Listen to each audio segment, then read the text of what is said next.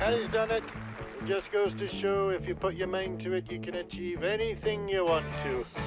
I'm going to have a crack at the British Open. Golf? Congratulations on an absolutely cracking movie. It's human, it's compassionate, it's funny, it's a true story. When I saw that it was you and Sally Hawkins and Simon Farnaby, I knew I was in for a treat. Have you met anyone that doesn't love The Phantom of the Open?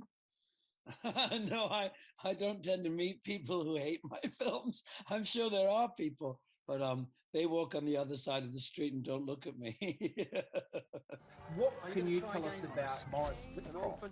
He's made redundant and follows his dream to be a golfer because they've just got a new color television in the early 70s, and he's obsessed with it.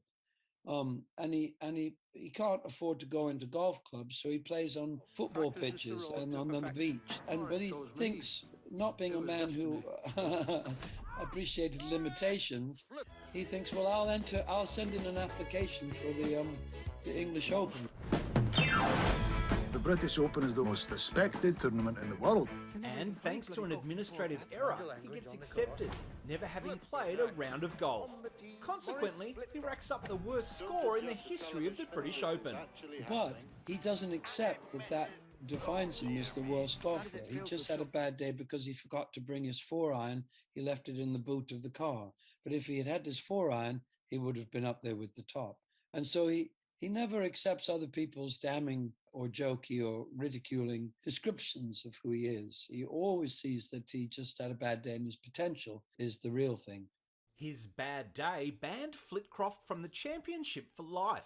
Unfazed, he went on to gatecrash several other Open qualifiers over the years, playing under disguises.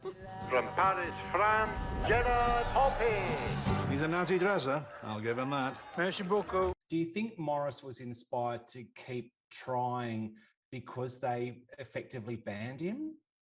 He had a great sense of injustice, yeah. He if anyone threatened his boys, he'd go beat them up. He was a little guy, but he would take on a big guy if he felt things were unjust. When Maradona touched the ball into the goal in the World Cup, the hand of God, his son told me that Maurice went over, picked up the television and threw it through the front window, and they had to run out and rent a television to get the rest of the match.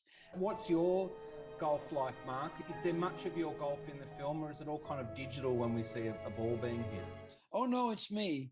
I mean, you sometimes have a lovely digital shot of the ball flying through the air, but all the golf, no, it's just me. I don't have a stand-in. I was bad enough to play the part. Is it fair to call Maurice the world's worst golfer? No, absolutely not. Absolutely not.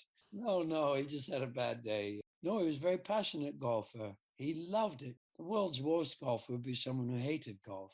During the filming, I saw Tiger Woods take 11 strokes to get a ball in the hole. So it can happen to the best golfers, A story that goes to show, if you put your mind to it, you really can achieve anything you want to. Whatever happens, no one can say you didn't try.